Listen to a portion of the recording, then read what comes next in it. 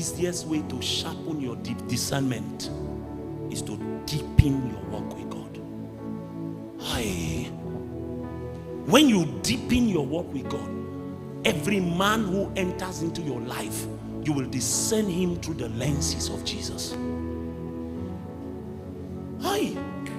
If you know what having the wrong kind of person in your life can do to your destiny, you will marry Jesus for life. He alone can save you.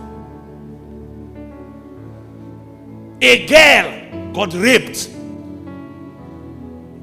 by her brother, her half brother.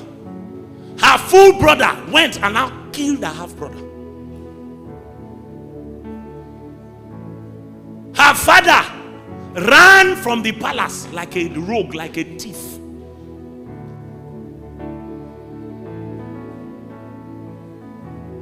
Her father's legacy damaged. And the person who initiated all this thing was drinking kunu. His name is not, his own house was not affected. He probably married, had wife, had children, lived a good life.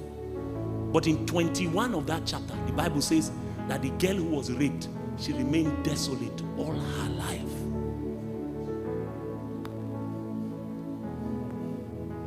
All her life. Because one man was in another man's life, and that man could not discern that this is a wicked man. I'm telling you a story from 2 Samuel 13. Jonadab, wicked man. One translation says that he was crafty. Crafty. Some of you have crafty people in your life, and the reason you cannot discern is that your walk with God has died. It's out of that relationship that you are supposed to define every other thing that happens in your life. Out of that. It's out of your relationship with God you choose a wife and a mother for your children. It's out of your relationship with God you say yes to a husband and the father of your children. We don't marry pointed nose and hips. We marry people who have built something with God. Hi, you don't know what marriage is. Marriage will test your convictions. That your husband that you see when he's reading prayer is doing gi, and you are thinking that he used to fly in the night.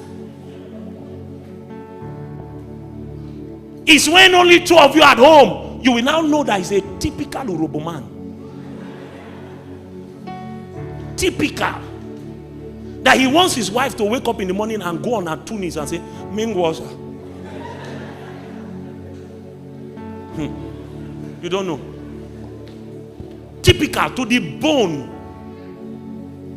That if he comes back and he enters the house and the wife does say, "Welcome, baby," say, "Ah, you go kill goat."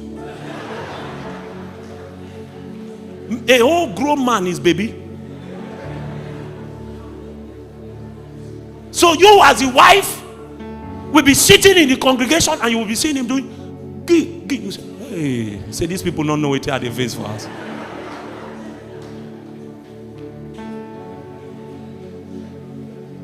All his submission, all his talk, his encounter with God has not become a strike of kindness. All the rebukes of God he has ignored them. And you know the thing about this life, the wheat can grow with the tares. It's in the day of the harvest we will know the ones that grew right.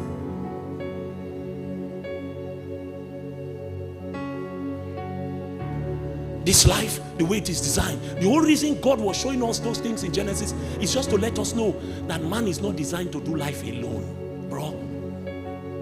The first person you need, the first relationship you need to be able to do life is you need a proper relationship with God. With God first.